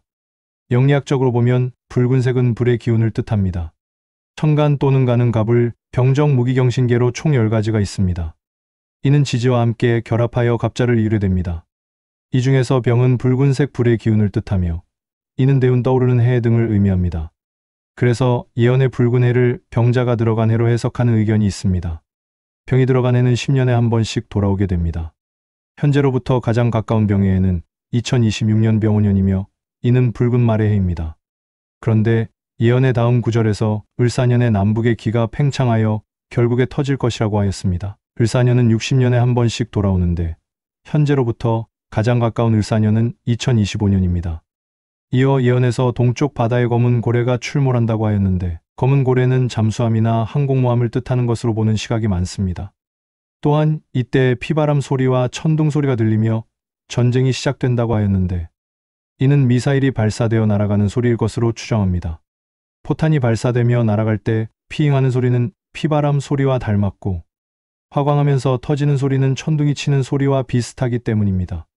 그리고 이때 팔방에서 군대가 모여든다고 한 것으로 보아 이는 세계 여러 나라가 참전하는 세계대전이라 해석하는 의견이 많습니다. 하지만 예언에 따르면 이 전쟁은 새로운 시작의 상징이며 이후로 그 땅에는 800년의 대운이 될 것이라고 하였습니다. 특히 북방으로 크게 통하게 될 것이라 했는데 이는 한반도를 넘어 그쪽으로 뻗어나가는 것을 의미하는 것으로 봅니다. 이러한 해석을 종합해보면 2025년 을사년에 전쟁을 치르고 난 뒤에 2026년에 한국이 이전과 같은 모습으로 통일을 이루고 그 후에 크게 번영한다는 예언으로 볼 수 있습니다. 그런데 이 예언과 놀라울 정도로 비슷한 또 하나의 예언이 있습니다. 그것은 바로 격암이록이라고 불리는 남사고 비결의 예언입니다. 남사고 비결은 한국의 예언서로 조선 명종 때 예언가인 격암 남사고께서 지으셨습니다. 그분은 생전에 여러 예언을 적중시키셔서 이미 조선 최고의 예언가로 인정받고 계셨습니다. 남사고께서는 명종의 어머니인 문정 왕후의 죽음을 예언하면서 이후에 벌어질 궁중 정치 상황에 대해서도 정확하게 예언하신 것으로 전해집니다.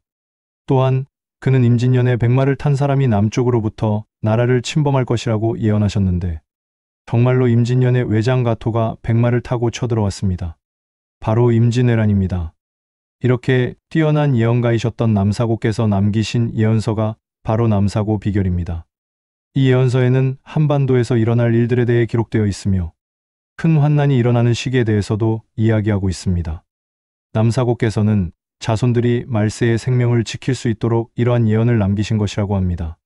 또한 이는 천기에 관한 책이라 하여 간행하지 않고 비밀리에 자손들이 보관해 왔다고 합니다.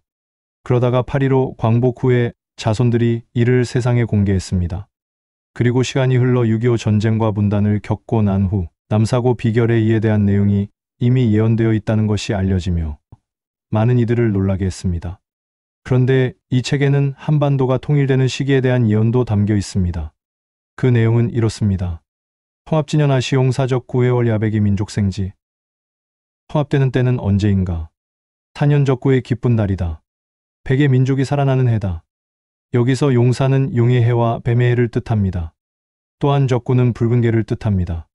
붉은 개의 다른 병수를 의미하며 이는 60년에 한 번, 즉 5년에 한 번씩 돌아옵니다. 그래서 예언대로라면 용의 해이면서 수가 들어있는 시기를 찾아야 합니다. 시점에서 가장 가까운 것은 바로 을사년인 2025년입니다. 또한 을사년의 병수는 바로 2025년 9월입니다. 그리고 그 다음 용이나 뱀의 해이면서 병수가 들어있는 시기는 2060년, 꽤 긴 시간이 흐른 후입니다.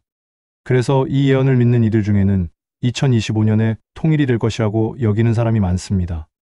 이처럼 마엠 퐁과 남사고 비결 예언은 동일하게 2025년을 이야기하고 있으며 무섭도록 닮아있는 대한민국 통일에 대한 두 가지 예언입니다. 그 예언의 시기는 현재로부터 얼마 남지 않았습니다. 오늘의 영상을 재미있게 시청하셨다면 다음 영상에서도 더 재미있고 유익한 미스테리로 찾아뵙겠습니다. 지금까지 미스테리함이었습니다. 감사합니다.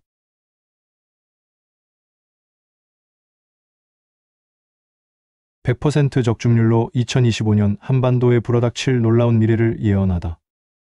오늘날 우리는 천재지변이 일상화된 세상에 살고 있습니다. 전 세계가 극심한 자연재해와 환경적 파국에 휩싸여가고 있으며 이는 단순한 우연이 아니라 본질적으로 새로운 시대를 알리는 신호입니다. 이러한 시대적 흐름을 가장 먼저 예고한 인물 중 한 명이 바로 스칼리온입니다. 그는 원래 과학도였으나 1979년 환몽 상태에서 기이한 경험을 한 후 생명체 주위에서 발산되는 오오라를 볼 수 있는 능력과 예지력을 갖게 되었습니다. 스칼리온은 미래 연구가로 활동하면서 오늘날의 세상을 재난지대로 묘사하며 필연적으로 새로운 종류의 환경적 재앙이 끊임없이 발생할 것이라고 경고하고 있습니다. 그의 예언은 단순한 추측이 아니라 실제 환영을 바탕으로 한 미래의 지도였습니다.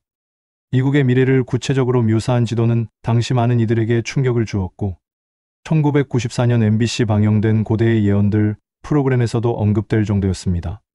스칼리온은 특히 로스앤젤레스 지진에 대한 예언을 강조했습니다. 그의 말에 따르면 마지막 세 번째 지진은 진도 8을 넘는 강진이 될 것이며 캘리포니아 대부분의 지역이 바다 밑으로 가라앉을 것이라고 했습니다. 이로 인해 북미 평원은 위로 솟아오르게 되며 캘리포니아는 고지대 일부만이 섬처럼 남아 군도로 알려질 것이라고 예견했습니다.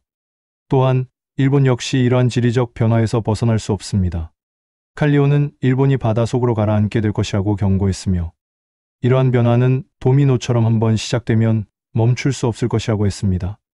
칼리온의 예언에 따르면 이 변화는 2026년까지 대부분 완료될 것이지만 정확한 시간대는 알 수 없다고 합니다. 지구의 자전축과 자장축의 변화는 대규모의 환경 변화를 초래하며 이로 인해 새로운 질병과 전염병이 지구를 휩쓸 것이라고 예언했습니다. 칼리오는 특히 자기 에너지의 변화로 인해 발생하는 질병을 강조했는데 이는 과거 팬데믹 상황과는 근본적으로 다른 차원의 질병으로 인간의 능력으로는 예측할 수 없는 갑작스러운 전염병이라고 했습니다. 이러한 예언은 노스트라다무스의 하늘에서 내려오는 공포의 대왕과 남사고의 소두무족, 신병과 연관지어 해석될 수 있습니다. 그러나 스칼리오는 단지 무한 미래만을 예언한 것이 아닙니다. 큰 지구 환경의 대변화 이후 새로운 진동과 의식의 전환을 통해 인간의 삶이 완전히 바뀔 것이라고 예고했습니다. 인간의 평균 수명은 150세로 늘어나고 텔레파시로 의사소통이 가능해지며 동물과도 소통할 수 있게 됩니다. 또한 빛과 소리를 이용한 치료법이 발전해 20세기 많은 질병들이 사라질 것입니다. 칼리오는 이 모든 변화가 결국 새로운 지구의 탄생을 의미한다고 주장했습니다. 환란기에 살아남은 15세 미만의 어린이들이 다음 시대의 새로운 인종의 시조가 될 것이며 이들은 전 세계적으로 단일화된 사회를 형성하게 됩니다. 지구에는 모든 생명체 상호관계를 이해하는 보편적인 영적 신앙이 자리 잡게 되며 평화의 천년 왕국이 도래하고 우주의 새로운 주기가 시작된다고 예언했습니다. 칼리온 예언에 따르면 예언된 시간대의 사건들이 발생하지 않더라도 결국 모든 일들은 일어난다고 합니다. 중요한 것은 우리가 이러한 예언에 어떻게 대처하느냐에 달려 있습니다. 깨어있는 의식이야말로 미래를 대비할 수 있는 유일한 힘이라고 합니다. 다음은 스칼리온 예언 중 가장 화제가 되었던 두 가지를 소개합니다. 검은 물결 속에서 새벽의 별이 떠오른다는 구절은 혼란과 위기 속에서 새로운 희망의 상징인 인물이 나타날 것을 암시합니다. 이 인물은 광의의 눈으로 불리며 어둠 속에서 진리를 찾는 자로 묘사됩니다. 비밀의 연금술과 검은 깃발 아래 이 인물은 표면적 정치보다는 더 깊은 곳에서 활동하고 기존의 질서나 이념을 뛰어넘는 능력을 지닌 존재임을 나타냅니다. 그 인물의 등장은 대중의 의식이 새로운 차원으로 깨어나는 순간을 예고하며 이는 거대한 변화의 시작을 알리는 신호가 됩니다.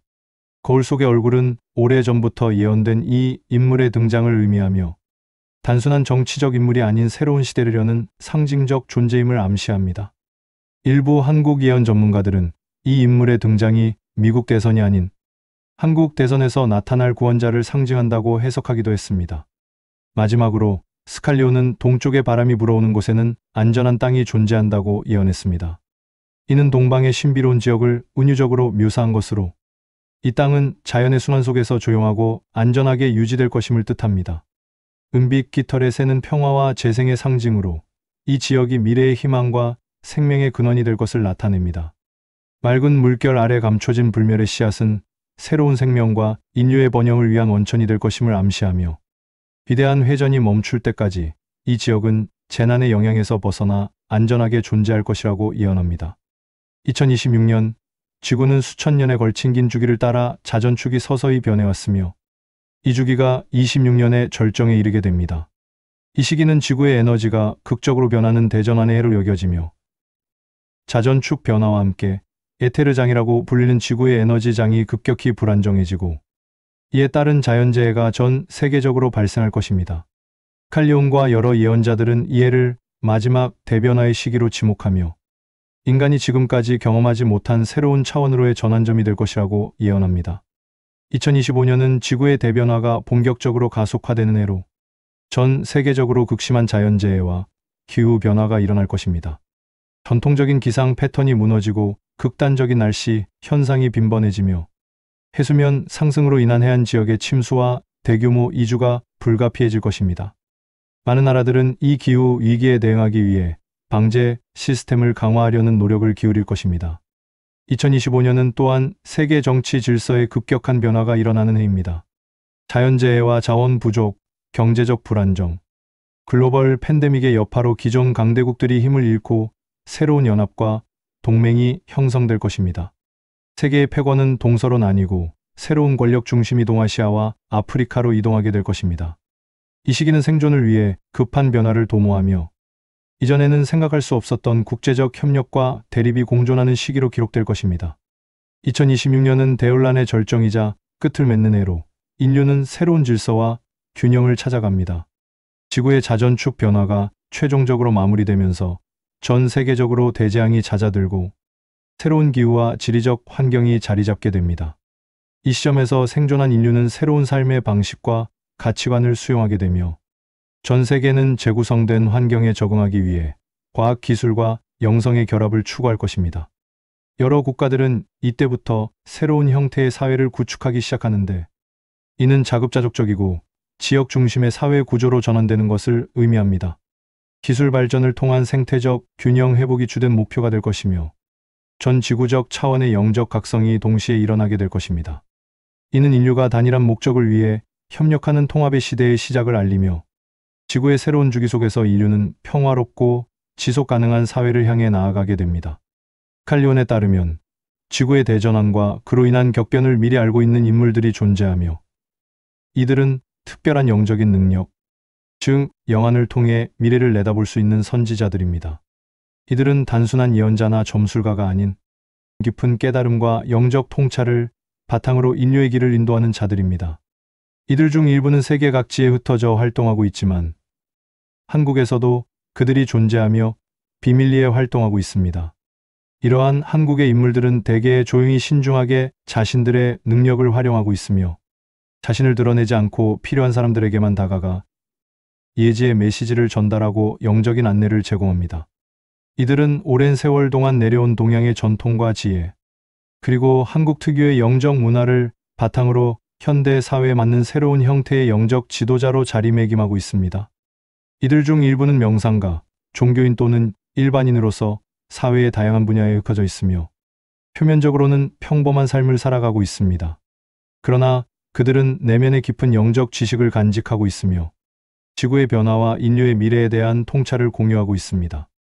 이들은 때로는 꿈을 통해, 때로는 명상을 통해, 그리고 때로는 영적 교류를 통해 미래를 예지하고 그 예지를 바탕으로 사람들을 이끌고 있습니다. 칼리오는 한국의 선지자들이 특별한 사명을 지니고 있다고 보았으며 그들은 한국뿐만 아니라 전 세계에 영향을 미치는 영적인 흐름을 읽어내며 사람들에게 올바른 방향을 제시합니다. 이들은 단순히 미래를 예언하는 것에 그치지 않고 다가올 대변화에 대비해 정신적으로 준비할 수 있도록 돕고 있습니다. 이러한 한국의 영적 선지자들은 지구의 대전환 속에서 한국이 중요한 역할을 할 것임을 예지하고 있습니다. 그들은 한국이 대혼란 속에서 비교적 안전한 피난처가 될 것이며 많은 이들이 이곳에서 새로운 삶을 시작할 것이라고 믿습니다. 그들은 또한 한국이 새로운 영적 중심지로 부상하여 전 세계적으로 영적인 각성을 이끌 것이라고 예견하고 있습니다. 이들은 비밀리에 활동하며 자신들의 예지와 메시지를 필요한 이들에게 전달하고 인류가 다가올 변화에 준비할 수 있도록 인도하고 있습니다. 세상의 혼돈 속에서도 평화를 유지하며 진정한 깨달음을 추구하는 이들에게 빛과 같은 존재로 자리매김하고 있습니다. 오늘 우리는 숨겨진 진실과 다가올 변화를 함께 탐험했습니다. 예언된 대전환과 그 속에서 깨어난 선지자들의 이야기는 이제 시작일 뿐입니다. 오늘의 영상을 재미있게 시청하셨는지요? 다음 영상에서도 더 재미있고 유익한 미스테리로 찾아뵙겠습니다. 지금까지 미스테리함이었습니다. 감사합니다.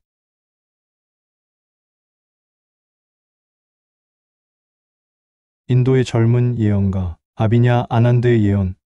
인도의 젊은 예언자 아비냐 아난드가 대한민국의 미래에 대한 충격적인 2024년 11월에 있을 6가지 예언을 남겼다고 하여 화제가 되고 있습니다.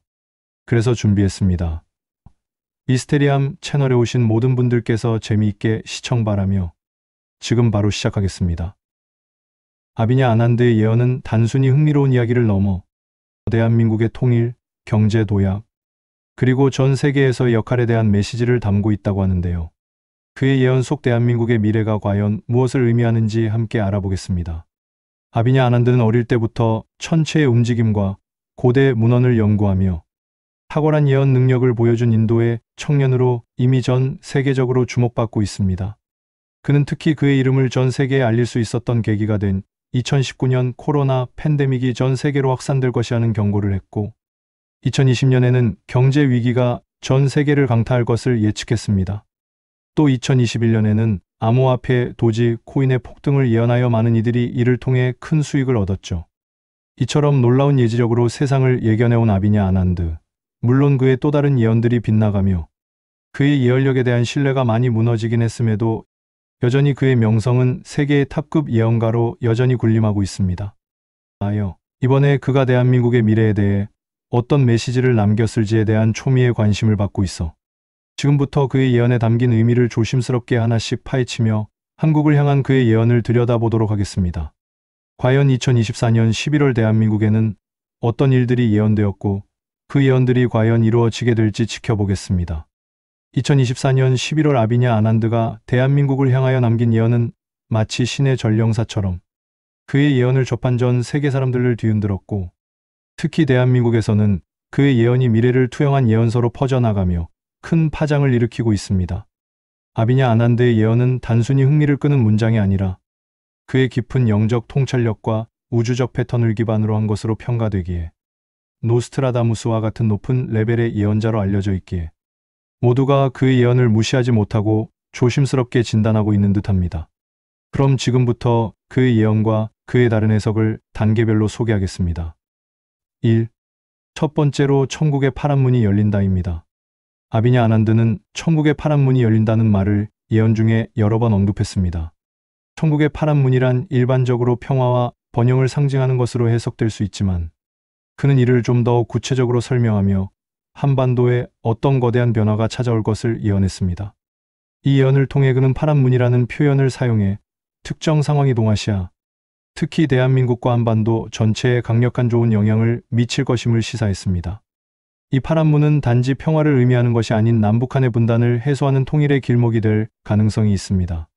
천국의 문이 열린다는 말은 한국의 정치적, 사회적 통합을 상징하며 한국인 모두가 바라왔던 통일의 시기가 다가오고 있음을 암시하는 강렬한 예언입니다.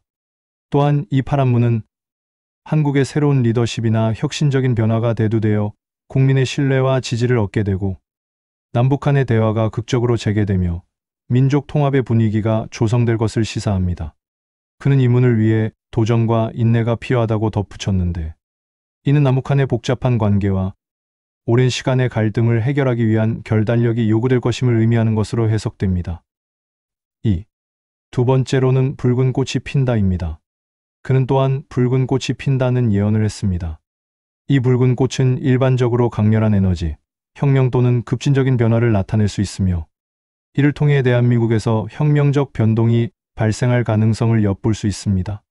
붉은 꽃의 등장은 한반도에서의 사회적 불안, 대중의 목소리로 인해 정부와 권력 구조에 도전하는 강력한 사회적 운동이 일어날 수 있음을 예고합니다. 대한민국 내부에서는 정치적 이념의 차이, 경제적 불평등 등으로 젊은 층과 중장년층 간의 세대 갈등이 심화될 가능성이 있으며 이 갈등이 극대화되어 붉은 꽃처럼 터져 나올 수 있습니다. 그러나 붉은 꽃은 단순히 갈등을 의미하는 것만이 아닙니다. 그것은 이 과정을 통해 대한민국이 오히려 더 강력한 국가로 발돋움할 수 있는 전환의 기회를 얻게 될 것을 암시하고 있습니다. 그는 붉은 꽃이 피는 순간에 대해 이 꽃은 비록 찰나에 피어나지만 영원히 기억될 것이라고 말했습니다. 이 말인즉 한순간에 어떠한 운동이나 사건이 벌어지지만 이 사건은 오래도록 두고두고 회자될 만큼의 커다란 사건이나 특별한 운동 또는 혁명이 된다라는 뜻이기도 합니다. 이는 이러한 변화와 혁명의 물결이 한국 사회의 역사적 순간으로 기록될 것임을 암시하는 말로 대한민국의 국민들이 전통과 새로운 시각을 조화시키는 법을 배우게 될 것이라는 메시지로 해석됩니다. 3. 세 번째로 황금빛 사자가 침묵을 깨고 포효한다입니다. 황금빛 사자에서 여러분도 단박에 느끼실 수 있는 것처럼 한반도의 운명과 관련하여 황금빛 사자가 등장할 것이라고 말했습니다. 사자는 힘과 권위의 상징이며 황금빛은 부와 번영, 성공을 의미합니다. 그는 예언을 통해 대한민국의 경제 성장을 상징적으로 예견했습니다. 대한민국은 현재 경제적 위기와 새로운 기회에 갈린 길에 있으며 이때 황금빛 사자의 포효는 대한민국이 글로벌 경제 무대에서 다시 한번 도약할 것임을 의미합니다. 새로운 경제적 성장은 정보통신 기술과 인공지능, 그리고 생명공학 분야에서의 혁신을 통해 이루어질 가능성이 높습니다. 그는 사자의 포효가 땅을 울리고 그 울림이 주변까지 퍼져나간다고 예언했는데, 이는 대한민국의 경제 성장에 아시아 전역에 영향을 미치고 한반도가 아시아 경제의 새로운 중심지로 떠오를 수 있음을 시사합니다. 4. 네 번째로 얼음이 녹고 새싹이 틀 것이다입니다. 그는 얼음이 녹고 새싹이 틀 것이다 라는 말을 통해 새로운 시기의 시작을 알렸습니다. 얼음이 녹는다는 것은 엄격한 동결 상태에 있던 상황이 부드러워지고 따뜻한 시기가 도래함을 의미하며, 이는 북한과의 관계 개선을 상징할 가능성이 큽니다. 냉전의 장벽이 허물어지고 평화의 새싹이 틀 수 있다는 이 예언은 한국과 북한이 갈등을 해소하고 평화로운 공존의 길을 모색할 수 있음을 예고합니다. 북한이 국제사회와의 관계를 새롭게 정립하고 경제적 개방을 통해 남북한이 협력할 수 있는 기회를 맞이할 것이라는 예언으로 해석될 수 있습니다. 이에 대한 또 다른 해석으로는 통일이 되면서 잠시 주춤하는 경제위기를 지혜롭게 이겨내고 전보다 훨씬 번영한다라는 뜻으로도 해석되는 부분이기에, 두 가지 해석이 모두 대한민국의 미래를 밝게 한다는 것에 모두가 동의하고 있다고 합니다. 5. 다섯 번째로 밤하늘에 번개가 치고 세상이 환하게 빛난다입니다. 이 예언에서 그는 갑작스러운 변화와 그로 인해 다가오는 새로운 시혜를 암시했습니다. 밤하늘에 번개가 친다는 것은 현재 사회 구조가 붕괴하거나 급진적인 혁신이 일어날 가능성을 상징하며, 세상이 환하게 빛난다는 것은 그 이후의 밝은 미래를 뜻합니다. 이 예언은 한국 사회의 대대적인 혁신과 변화를 예고하는 것일 수 있습니다. 번개는 어둠 속에서 순식간에 빛을 발하는 것처럼 대한민국에서도 기술 혁신, 정치적 변화 또는 사회 전반적인 변화가 빠르게 일어날 가능성을 의미합니다. 이는 한국의 신세대가 사회적 주역으로 자리 잡으며 기존의 권력 구조가 변모할 수 있음을 암시하는 것으로 보입니다. 이러한 변화가 일어나는 과정에서 갈등이 발생할 수도 있지만 결국 긍정적인 방향으로 나아갈 것이라는 예언입니다. 우리나라의 속담 중 비 온 뒤 땅이 굳는다는 속담이 이에 해당되지 않을까 싶습니다. 6. 마지막 예언인 여섯 번째, 무지개가 두 나라를 잇는다입니다. 아난드의 마지막 예언 중 하나로 무지개는 일반적으로 라리를 의미하며 화합과 연합의 상징으로 여겨집니다. 두 나라를 잇는 무지개는 남북한 간의 평화와 화합을 의미할 수 있으며, 이는 곧 한반도의 통일 또는 매우 가까운 형태의 협력 관계가 성립될 것을 암시합니다. 아비냐 아난드는 특히 이 예언에서 무지개는 비가 지나간 후 나타나며 그 후 맑은 날씨가 찾아온다고 언급했습니다. 이는 한반도가 여러 갈등과 불안을 겪고 나서 평화로운 시기를 맞이하게 될 것이라는 암시입니다. 남북이 각자의 이익을 추구하는 것을 넘어서 서로를 이해하고 함께 나아가는 공존의 시기를 맞이할 가능성이 높다는 것입니다. 더욱이 무지개는 평화의 상징이기도 하지만 세상의 모든 것을 포용한다는 의미이기도 합니다. 그래서 많은 해석을 하는 자들은 전 세계를 포용하는 나라가 대한민국이 되지 않겠느냐는 해석을 하기도 한다고 합니다. 이렇게 인도의 젊은 예언가 아비냐 아난드가 했던 대한민국의 11월에 일어날 일들에 대한 예언을 소개해드렸습니다. 여러분의 생각은 어떠신가요? 11월에 이처럼 광대한 일들이 벌어질까요? 개인적으로는 글쎄다 싶으면서도 우리나라에 밝은 미래가 온다라는 예언이기에 믿고 싶은 생각이네요. 다음 시간에도 좀 더 재미있고 유익한 미스테리로 찾아뵙겠습니다. 감사합니다.